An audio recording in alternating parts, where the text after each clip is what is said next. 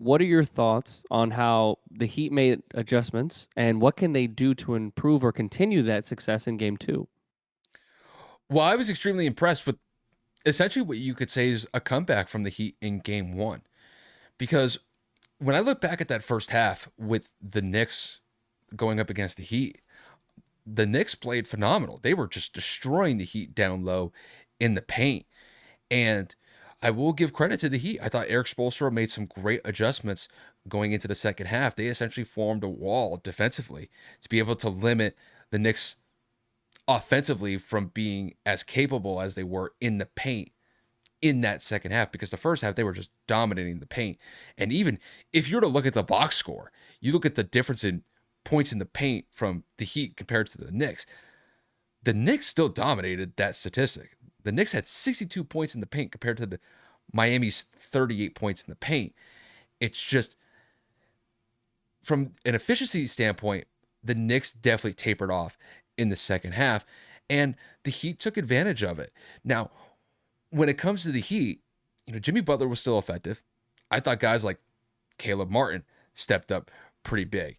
You could also look at guys like Kyle Lowry. I think Kyle Lowry was probably one of the unsung heroes of this game, simply just because after Jimmy got rolled up in the fourth quarter, where he rolled his ankle, Kyle Lowry essentially took that leadership role and made some critical plays down the stretch for Miami in pretty much that last, I would say, 5 minutes of the fourth quarter.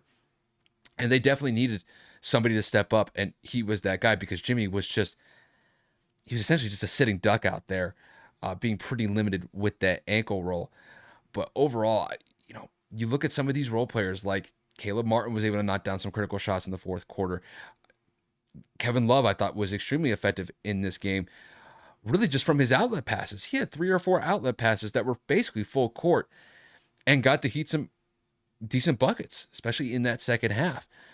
And, despite the fact that Jimmy went down with that ankle injury, the Heat were able to lock down defensively against the Knicks. And the Knicks could have looked at what the Heat were dealing with, especially with Jimmy's injury. Man, there's blood in the water, and you could take advantage of that. And from the time that Jimmy rolled his ankle, basically to the end of the game, the Knicks really couldn't score. They were missing shots, they were turning the ball over, and nobody offensively could get into a rhythm. And this is one of those games where if you were looking at this from the Knicks, I think you missed Julius Randle's presence. And granted, I know that Julius Randle had a pretty rough first round series for New York and didn't play in this first game. I think that was something that was sorely missed in this first game, and we'll see whether or not that he becomes somewhat of a focal piece moving forward for the Knicks throughout the rest of the series. But going into game two is really going to be dictated by, I would say, two things. Can the Knicks be able to make some critical shots late in the game that they couldn't hit in game one? And we're going to see whether or not how effective Jimmy Butler is going to be for the rest of the series. Because as far as I see it, this ankle roll that Jimmy suffered, I think this is going to impact him the rest of the series. And even though I thought he was still effective, he was the leading scorer for the Heat in game one. He's probably going to be playing about 85% of what he's typically accustomed to. And I'm telling you right now, Kyle Lowry, Bam Adebayo, and the role players like Duncan Robinson and guys like Max Strus, these guys are going to have to come up clutch if Jimmy's not what we've seen Jimmy be this entire playoff run so far, which is damn near unstoppable. I mean, that series against the Bucks, nobody could stop him. And, knowing that he's going to be hurt for the rest of the series, it's going to be very interesting to see how this game two plays out. But if I had to guess how this game two is going to go, I'm actually going to favor the Knicks in this one. I think they tied this series at 1 game apiece before this series transitions back to Miami for game three. I think they're going to look back at their fourth quarter miscues. They definitely turned the ball over way too many times in that game. And I think, with Jimmy being limited in capacity for game two, I just don't believe the Heat are going to be able to score enough points against the Knicks in this one. I think the Knicks are getting off to an early start, but instead of what happened in game one, they're going to learn from their mistakes, and they're going to be able to maintain a lead against the Heat and essentially keep that throughout the entirety of the game. You could definitely tell that they essentially fell apart late in the fourth quarter after Jimmy went down, and those were some missed opportunities for the Knicks. So overall, I think the Knicks tied this series after Game 2, and we'll see what happens going into Game 3 when this series transitions back to Miami. I'm definitely curious to see how the Knicks make adjustments. We all know that Eric Spoelstra is probably one of the best coaches in the NBA, especially when it comes to making adjustments, whether it's something quick, a substitution, a personnel change, or even just a defensive adjustment. And then you have somebody on the court who is a leader like Jimmy. Jimmy didn't need to go out there and score 30. Jimmy didn't need to go out there and score 40. And even though Jimmy was hurt, he still found a way to motivate and push his team to victory. Now, Kyle Lowry's been a veteran and has been in this league for a very long time.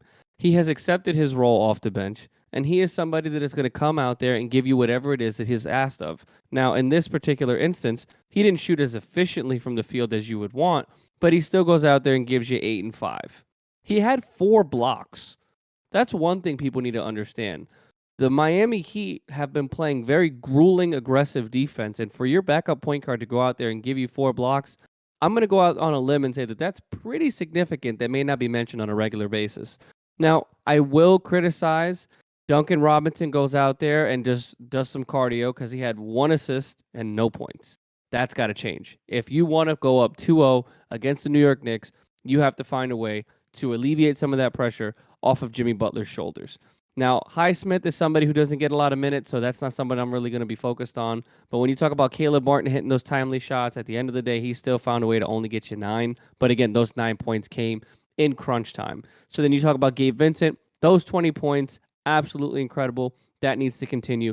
Bam Adebayo finally goes for double digits on a consistent basis. He goes for 16 and 8. I'm going to need a little bit more from him just because, again, you're a max contract player. You're arguably the second best player on this team right now with Tyler Hero being out. We're going to need some help here. And by we, I mean the Miami Heat are going to need some help to push this New York Knicks team to the brink. We all know interior-wise, the Knicks have probably one of the better big men in the league. When Mitchell Robinson is healthy, we know that he is an offensive rebounding machine. We know that he is a great rim protector. We know he is someone that is going to adjust and alter shots. So Bam's got a tough matchup in front of him, but Bam's going to have to find a way to get him out of his comfort zone. And if that is the mid-range jump shot, if that is taking him outside on the perimeter and get him on that switch, pick and roll, who knows? We'll have to see what they have game planned. And then similar to what Kyle said, Kevin Love may have only gotten you 9 points, but with his passing ability, him being a great rebounder, and of course him just overall stretching the floor at that 4 or 5 position, depending on the size of the lineup this Spoelstra wants to run, I think that is going to be pivotal.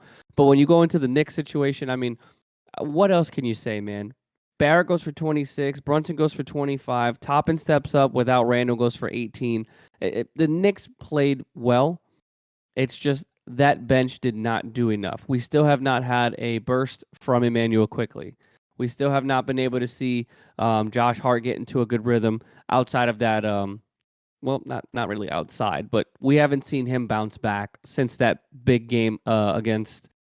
Oh my goodness, I literally am forget Cleveland. There was that one game where he had like 17 and 10. We really need to see more of that from Josh Hart because I mean, at the end of the day, he's still had 8 rebounds, which is absolutely ludicrous that someone at the shooting guard position is going out there and giving you 40-plus minutes and still rebounding the ball better than some damn centers, which is just crazy. And then Mitchell Robinson didn't have the greatest game offensively, but he doesn't need to do anything. He just needs to go out there and grab boards. He had 14 of them. So, again, I think that this series does get tied up. I agree with Kyle. Depending on how limited Jimmy Butler is, it's going to be pretty clear early, should I say, because if he's hindered or if he's not knocking down those shots early, that could put Miami behind. And if you're going to put all the stress on Bam Adebayo to be the number one option, that is going to be a whole lot of pressure for somebody that hasn't been the number one option for a while. So, yeah, I got New York tying this series up. I wouldn't panic, but if Miami, for some reason, were to go up 2-0, I wouldn't be surprised because, again, Jimmy leads this team with his voice and his action and his presence. If he were to will this team to step up and say, I'm hurting, I'm going to need you guys to do a little bit more, I wouldn't be surprised. But again, this is going to be another good series in the playoffs.